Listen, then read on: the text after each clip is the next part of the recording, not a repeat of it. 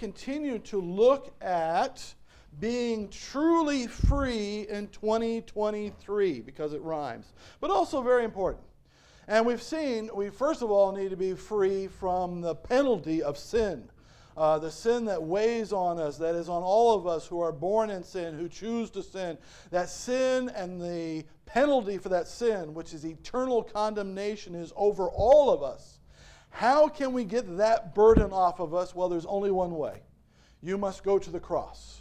You must go to God and seek His forgiveness. He died for those sins on the cross completely, and just ask Him to forgive you. And if you do that, will that burden be lifted off? Yes. Now, we'll still have temptations, though, won't we? We will still have things that want to trip us up. How can we be free from that guilt when we make those bad decisions? Well, again, who do we go to? Go to Jesus. Go to God. If you go to God and say, Lord, forgive me, what will He do 100% of the time? Forgive you your sins and to cleanse you from all unrighteousness. He will do that, won't He? Now, does that mean we should just keep on sinning? No. Got to work toward that too, because every time we do sin, that is a burden. You got to get that off, get the guilt off, get the burden off from sin, and keep moving forward, right? Now, we saw last week there's also something called worry. Anybody ever heard of it? Anybody heard of worry? I hear there's people that have that, like me. So I used to be a major worrywart.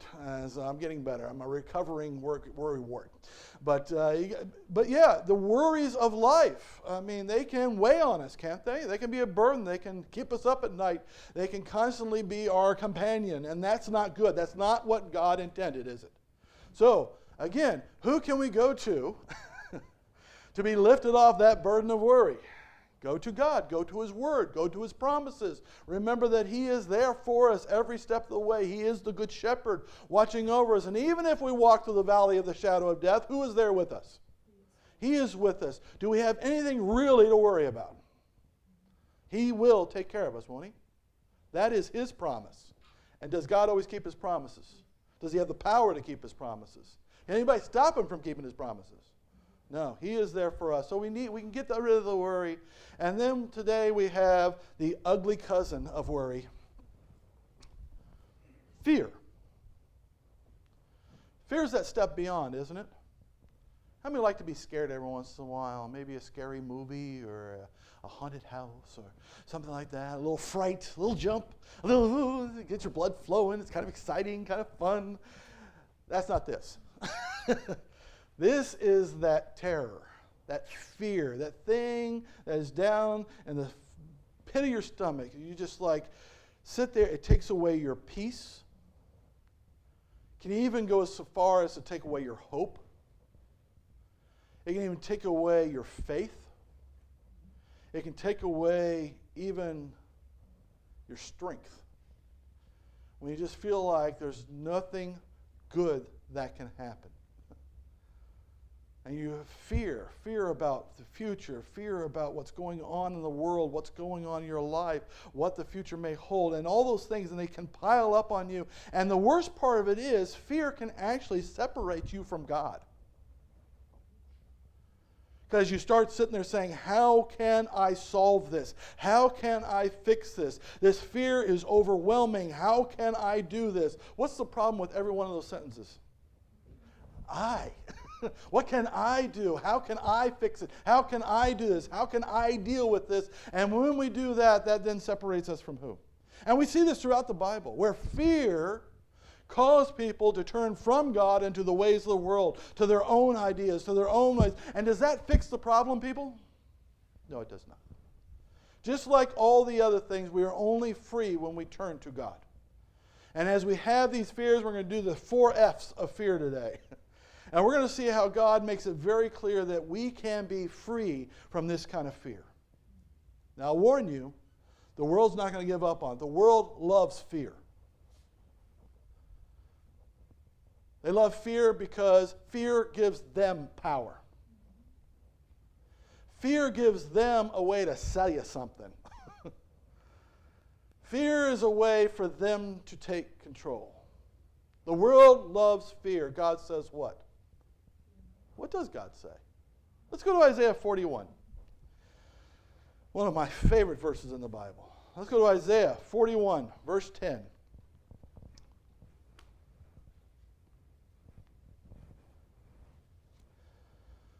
And if you ever want to remember what this verse says, as you leave the church, look up. It's right there with a big old lion. It's right there. And this is so important for us. Remember this verse. What does it start with? Fear thou not. Do not fear. Or be dismayed. Depressed. Give up. Lose hope. Don't be fearful. Now remember, Isaiah is writing this to a people that he knows. God has told him that God is going to literally make their life miserable because of their sin. Because they refuse to turn to God. They refuse to worship God alone. He knows that God is going to punish them. He knows they're going to go through some very difficult times. But even in the midst of that, he says what? Don't fear. Don't be dismayed. Because even in God's judgment, even in the worst times of your life, even in the most difficult times, what do we know? Fear thou not, neither be thou dismayed, for I am your God. How big is your God? How big is the God, who creator of all things? How big is he? How many of your problems, how many of your issues, how many things are bigger than him? How many foes are bigger than him? How many problems are bigger than him? Any? I am your God. And how long will he be your God, by the way? When you know Jesus Christ your Savior, you are his child for how long? Forever. He'll never get, I am your God. I am your Father. I am. Right? I am there for you. I am your God. I will strengthen you. Yea, I will help you. Yea, I will uphold you with the right hand of my righteousness. So why be afraid? What can we fear if God is our God? If he promises to strengthen us, if he promises to help us, if he promises to pick us up and uphold us in the most difficult times, why should we fear? Why should we be dismayed? The question is, why are we? Because are we still at times? Can we still live in fear? Fear of what? Well, let's take a look at each one of them. One I call the fear of the floods. Let's go to Psalm 93. Let's pick these off a little bit. We're going to read the entire Psalm 93. It's very short. Don't worry. But Psalm 93, I love the way it starts. This is where our mind needs to start. How many have ever felt like you've just overwhelmed? It's too much. And that could fit for a lot of categories, can't it? Health issues, financial issues, even just societal issues, political issues, relationship issues. How many times can the storms feel like they just keep coming, like California, right? Anybody see what's going on out there? It's just like, hey, a big storm came and just dumped gallons and gallons of water on us, and guess what's going to happen tomorrow? Another storm. Guess what's going to happen the next day? Another storm. Because in California, it doesn't rain, it pours. It's literally true. It's either one or the other. It's either absolute drought for 8 years, or it is the second flood. I mean, it's that's the way it works out there. And sometimes our life feels that same way, doesn't it? Seems like the only time things go wrong is when everything goes wrong. And it just feels like, and can you fear a little bit?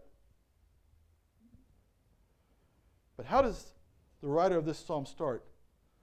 The Lord reigns. Who's in charge? During the storms too? At what moment in your life has God not been in control? It's not a one.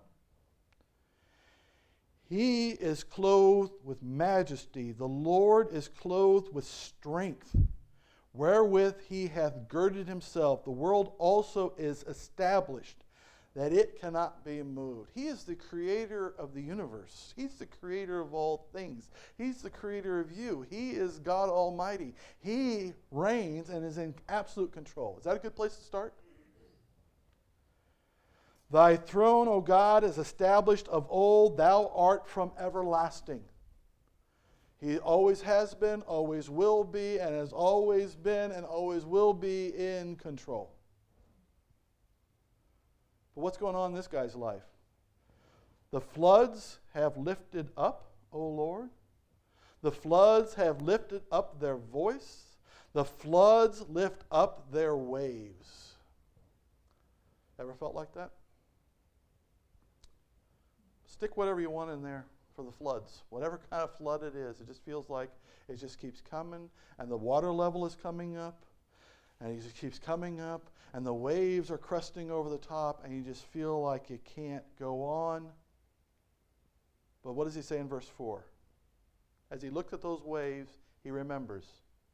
The Lord on high is mightier than the noise of many waters, yea, than the mighty waves of the sea. The testimonies are very sure. Holiness becomes thine house, O Lord, forever. What does he remember in the midst of the flood? God is in control, and God is bigger than those waves, isn't he? Is God bigger than whatever problem you're going through? I liken it to, an example you can put on your paper, is the disciples. Remember the disciples, they got in the boat once with Jesus. And Jesus had a long day.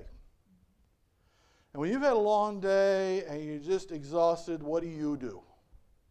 Take a nap. So he gets in the boat, kind of piles up some pillows in the front of the boat, and just goes to sleep. And the guys, several of them are seasoned fishermen. They know that sea, right? But then they cast out, and they're going and going. All of a sudden, a storm comes up. Kind of like in this story, right? Just like the psalmist. The water started rising, the rain started coming down, the wind came, the waves started crashing over the sides of the boat, and they said, we are going to die. You ever felt like that? That's fear, isn't it? And again, seasoned fishermen were sitting there saying, we will not make it out of this. And they look at Jesus, and what's Jesus doing? I don't know if he snored, I do, but he's asleep. In the midst of the storm? Are you crazy? Don't you realize what's going on? And that was their question. They go up and they wake him up and say, hey, don't you care that we are dying? And what did he say? O ye of little faith. See, the fear took away their faith. The fear made them not realize who was in the boat with them. And who is always in the boat with you? Is God always? It may seem like he's asleep. It may seem like he doesn't care. It may seem like, but is that ever really the case? Does he ever not know what's going on? Does he ever not care about what's going on? Does he ever? And what did he do? He just stood up and said, stop. And the storm stopped. Well, this tells you something, doesn't it? If you're going through a tough time, is it because God has lost control? No. He's still in complete control. And if you're going through it, it's because he wants you to go through with it. He's got a purpose in going through it. And you're not going to die. It's going to be okay. He will get you through, and it'll never be more than you can handle. Do you trust him? Where's your faith? Is your faith in your abilities? Is your faith in your perspective on what's going on? Is your faith in something else to save you? Or is your faith in God? If your faith is in God, is he bigger than the waves? Is he bigger than the storms? Is he bigger than the flood? Absolutely. So need we fear? Do not fear the floods. And I know some of you are going through some pretty high waters right now. But I also know that your house is built upon the foundation of Jesus Christ. As Jesus said himself in that parable, when the storms come, the winds blow, and the waters rise, will that house fall? No. You will be able to withstand this flood because you know Jesus Christ. Go to him, and if you do fear, just go to him. Wake him up if you need to, but simply say, please, I know you can do it. Please. Go in faith to him. How about foes? Let's go to Isaiah 51. If you're in Psalm, make a right.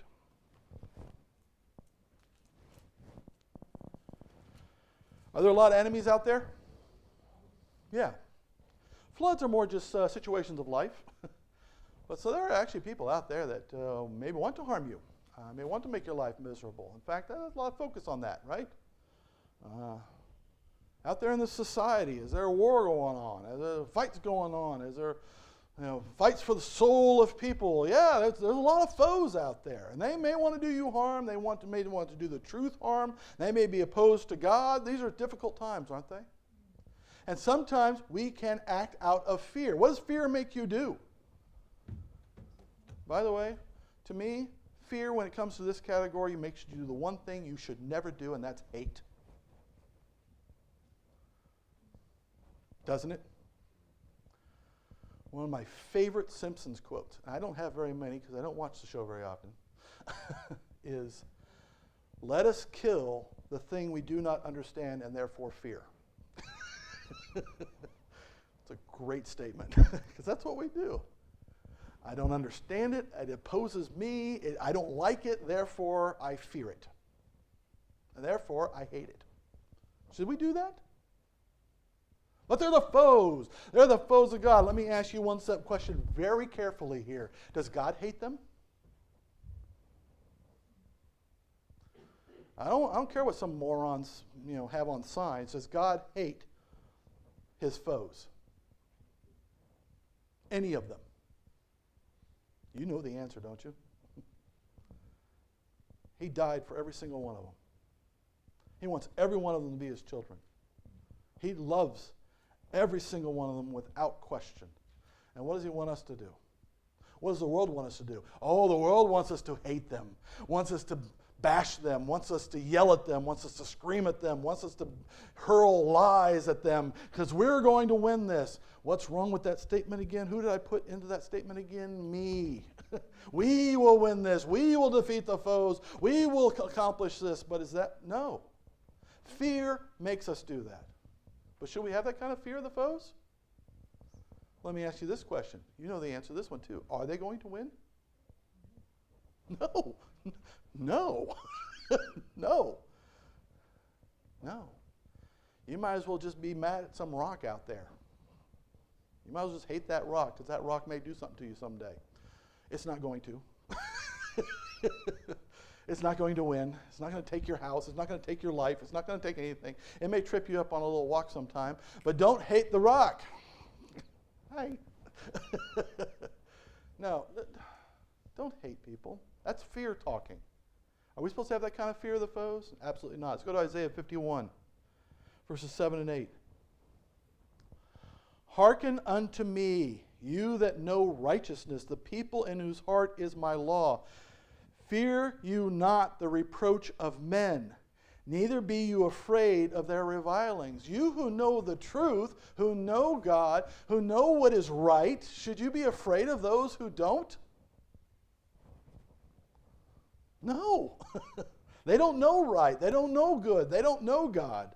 Don't be afraid of them. Don't be afraid of what they say. Verse 8, for the moth shall eat them up like a garment, and the worm shall eat them like wool, but my righteousness shall be forever, and my salvation from generation to generation. God will take care of them if he needs to, but we should not hate them. In fact, one of my favorite examples in the Bible of this is the story of Elisha. Anyone remember Elisha? Man, when we did that study, talk about a guy of great faith, just stupendous. That's what he asked God for. Give me a double portion of that guy's faith. So, he had tremendous faith. And one time, the Syrians kept attacking Israel. Well, God kept telling Elisha, they're going to attack over here. They're going to be hiding over here. There's an ambush over there. They're coming over here. He kept telling the king of Israel where the Syrians were coming in at. So Syria's like, what's going on here? We got a spy. He's like looking around his own people. It's like, who's telling the king that? And finally, one of them says, sir, it's that prophet. He keeps telling the king where we're coming. So what does the king of Syria say? Let's kill the prophet, right? That just makes sense. He brought his army against a little tiny town that Elisha was living in. In the middle of the night, the army of Syria circled the entire city. And when they woke up that morning, first person to look outside was Elisha's servant, assistant. He freaks out. It's like, oh no, the Syrians are here, the Syrians are here, look at this, what are we going to do? And you know what Elisha said? He said this little simple prayer. Lord, let him see what I see. What's Elisha doing, by the way? Drinking his coffee, reading the morning paper, just relaxing, feet up. Does he fear? Does he fear what men can do? Because what did he see? And the assistant was able to see what Elisha saw. And it was an army of angels completely encircling the city, between the city and the army of Syria. When the army of Syria charged forward, who fought for Elisha? The angels did. Made them all blind. The entire army of Syria was blind. So they come into the city and they're like, excuse me, sir, do you know where the prophet is? Who were they talking to? Elisha. I was like, yeah, you guys just line up here and I'll show you.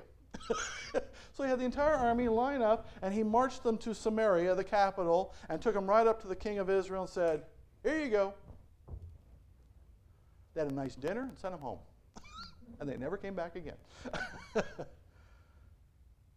What did Elisha know? God's fighting my battles. Why should I be afraid?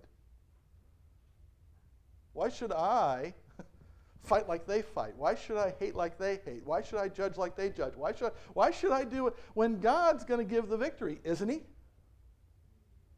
What's my job? To love, show mercy, give them the truth, right? That's how we fight the foes. We should not be fearful of the foes. We should love the foes. Love them enough to just simply tell them the truth in love. What if they still hate us? Well, what if they turn? Are they all welcome on our side? All welcome on God's side? Absolutely. So don't fear the foes. Don't fear what's going on in this world. Again, that's a tactic of the world. Don't fear those who differ from us and differ from the truth and believe other things. Don't fear them. Pray for them. Pray for those who despitefully use you. Pray for opportunities to let them know the truth. Pray for them. Don't hate them. Don't fear them in any way. How about failure? How many are afraid to fail? I hate failing. Don't you? Hate it with a passion. Hate making a mistake. Hate failing. But I had to come to a point in my life where I said, I'm not going to allow the fear of failure to keep me from doing things. Because what if you were like that your whole life? Who here would be walking right now if you had a fear of falling when you were little? How many have made several mistakes in their life? Why are you even going on? There's a chance you'll make, and this is, again, a tactic of Satan. Hey, you failed. You sinned. You stumbled. You made a mistake. Oh, you may do that again, so you better not even try. You better not even get out there. You better not even tell people you're a Christian because you're a terrible Christian because you keep sinning. Should we be afraid of failure? No. Why? Because we will. Romans chapter 7. Let's go to Romans chapter 7. We're going to fail. How many failures we got out of here today? All right. We are going to fail. And we've seen this in Romans a couple of times now. But in Romans chapter 7, verse 24, after Paul goes through how he is a constant failure. Things I don't want to do, I know God doesn't want me to do, those I do. And the things God wants me to do that I know I'm supposed to do, those I don't do. I am an utter failure. I keep making mistakes. I keep doing the wrong thing. This is Paul talking. And then he says what in verse 24? Oh, wretched man that I am, who shall deliver me from the body of this death? Does that sound like dismay? Does that sound like defeat? Sound like fear? Did fear of making a mistake stop Paul from doing things? No. He just kept going, didn't he? In fact, what does he say in chapter 8, verse 15? Keep this in mind. Romans chapter 8, verse 15. For you have not received the spirit of bondage again to what? Fear. Should there be a fear that I may do the wrong thing, I may say the wrong thing, I may sin, and God will not love me anymore? Is there any fear of that? Shouldn't be. Oh, Satan likes to put that in there. Oh, boy, you're going to make a mistake. Oh, you're going to sin. Oh, God's going to be tired of you. God's going to disown you. Is that ever going to happen? Nope. There's no bondage of fear. But you have received the spirit of adoption, whereby you cry, Abba, Father. The Spirit itself beareth witness with our spirit that we are the children of God. And if children, then heirs. Heirs of God and joint heirs with Christ. Right? That's who we are. Jesus even told parables about this. We did some of those parables, like the parable of the talents. Right? The one guy who had the one talent, what stupid thing did he do? He went and just buried it. Why did he bury it? Because he was afraid he would make a mistake. Afraid he would lose it. Afraid that he would make a mistake with it and that the king would be mad and nothing would happen. What did Jesus call that person? A fool. Should we be willing to go out there and tell everybody we're a Christian? Knowing full well we're going to do something that makes Christ look bad. Because we've got to be honest. I'm a Christian, I'm a flawed Christian. Who else can say that here? We're flawed. And that's okay. Does God still love us? In fact, that's what we need to show the world, don't we? We don't need to show the people perfect Christians. We don't need to show people who've made it and are perfect and do everything right. They don't need to see that. They need to see people who make the same mistakes they do but are what?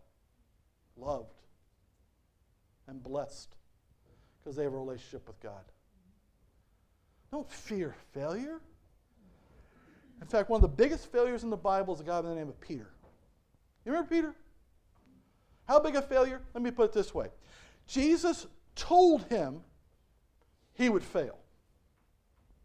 He said, you are going to deny me 3 times. Of course, Peter said what? I'll never do that. Jesus even told him that evening, go and pray that you don't fall into temptation, that you do not deny me 3 times. Go and pray for that. And what did Peter do? There's that sleeping again. He's full of sleep. And then when push came to shove and he was said, hey, I know you. You're one of those Galileans. You're with Jesus. What did he say? No. And no alarms went off in his head. I would think if somebody told me that I was going to deny them 3 times, the first time I denied them, I'd be like, oh, I've got 2 strikes left. I better not. Right? But then somebody else comes up and says, hey, I know you were with him. I saw you. And he said what? I don't know that guy. Any alarms? Any thoughts? Any remembrance at all about what was talked about earlier that day? Nope. Third person. And he swears up and down, I've never met the man. And then the rooster crows. And he remembers. Oh, yeah. And he wept bitterly. And Jesus never talked to him again. No, that's not how the story goes, is it? At all. Not even close. He thought that, though. See, Peter, in his heart, feared. I'm going to do that again. I'm going to deny him again. I'm going to mess up again. God, there's no way he can use me. So Jesus himself had to, after he rose from the dead, had to take Peter aside and let him know, hey, it's okay. Do you love me? Asked him how many times? 3 times. Getting his point across, which he figured that one out 3 times. Oh, do you love me? That's enough. How many here, raise your hand nice and high, do it at home too, even if there's nobody else in the room. How many here love Jesus Christ? So you can't fail. You will fail, but you can't fail. You know what I mean? So is Peter. Yeah, go. Did Peter make more mistakes after that? Absolutely. He had a serious problem of foot and mouth, you know? He's constantly saying the dumb things, but that's okay. Because did God still use him in mighty ways? He gave him the keys of the kingdom. He helped him establish the church. He used him in such mighty, mighty ways because he was willing to go, even though he had... So I'm not going to fear failing. I'm just going to keep going on, knowing I will, but also knowing God will forgive me. Can we do that? So no fear of failure. Do not fear failure. If God tells you go, go. If he says speak, speak. If he tells you do, do. May you fail? Yeah, you will sometimes. That's okay. God will use you. And then how about the future? How many fear the future? Oh, the future may bring floods. Oh, the future may bring foes. Oh, the future may bring failure. Oh, no, the future. What's going to happen in the future? And just the fear of even moving forward, even the thought of 5 years from now, 10 years from now, what could possibly happen? What terrible things could happen over the next 10 years? Oh, horrible, horrible thing. How many come up with some really doozies? How many can figure out a scenario where the entire civilization as we know it is completely lost? Sure. But what's the reality, folks? Who's got the future? We know he's got the past. We know he's got the present, but who else has the future? In fact, what do we know about our future? John chapter 14.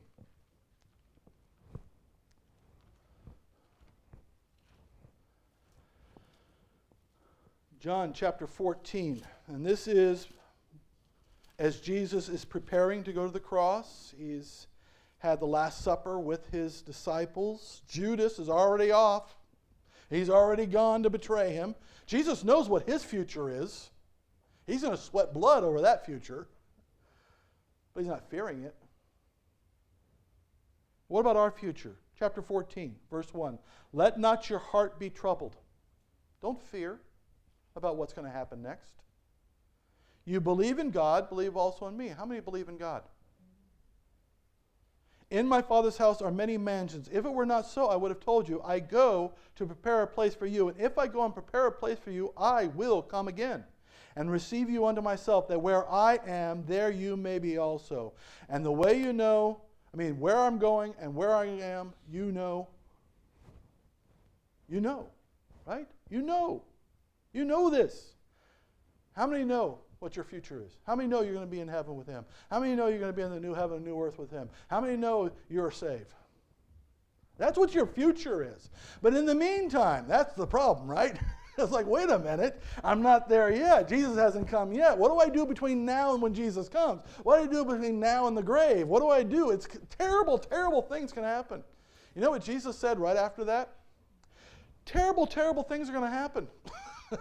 They're going to take you before the Sanhedrin. They're going to beat you. They're going to throw you in prison. You're going to lose family members. You're going to die. That's your future, gentlemen. Would you take that? But he also said this, at the end of all of that, chapter 16, verse 33. These things, all that stuff about all the terrible things that are going to happen in their life, these things I have spoken to you that you might have peace. Because when it comes, you'll know, is God still in control? If God told you it was going to be bad and it was bad, then you know who's in charge. Right? In the world you shall have tribulation. You will have trouble. You will have problems. You will have foes. You will have failures. You will have floods. It will all be there. But be of good cheer. I have overcome the world. Right? So should we fear the future? Who's already there? Who's already knows the way through? Who already knows the outcome? Who already knows he's going to strengthen you? He is going to help you. He is going to uphold you. And at the end of the day, for us to live as Christ, to die is gain anyway, so because our eternity is with him, right? So should we fear the future? Should we fear failure? Should we fear our foes? Should we fear the floods or any other word you can think of? What should we fear? In fact, remember this. Isaiah 12:2. I sang last week. Get the song in your head. I'm going to do it again. Behold, the Lord is my salvation. I will trust and will not be afraid. For the Lord my God is my strength and my song. He also has become my salvation. Where is that from? Isaiah 12:2. Get that song in your head. Next time you fear the flood, you feel overwhelmed, you feel like it's all just too much, I want you to sing, behold, the Lord is my salvation. I will trust and will not be afraid. For the Lord my God is my strength and my song. He also has become my salvation. Has he? The Lord my God is my strength and my song. He also has become my what? Salvation. Will he get me through this? God is our salvation. Is he always with us? Always love us? Need we fear? When the floods come, when the foes come, it looks like they're winning, it looks like they're getting a stronghold, looks like, should we face them with hate or should we face them with love, knowing God's in complete control? And he is our salvation. How about failure? In the face of failure, the potential failure, should we fear? Or know that God is our salvation? He will get us through. He knows who we are. He knows our weaknesses. And will he get us through? And make us so much more than we are. And in the future, when you fear the future, just remember, God is my salvation. Right? And if you're really not feeling it yet, just do the la la la's, and that'll really get you in the mood. So if you know that song, you know what I'm talking about. I'm not going to do that. but yeah. Behold, the Lord is my salvation. I will trust and will not be what? Afraid. Why? Because the Lord my God, is my strength and my song. And he is my salvation. Amen?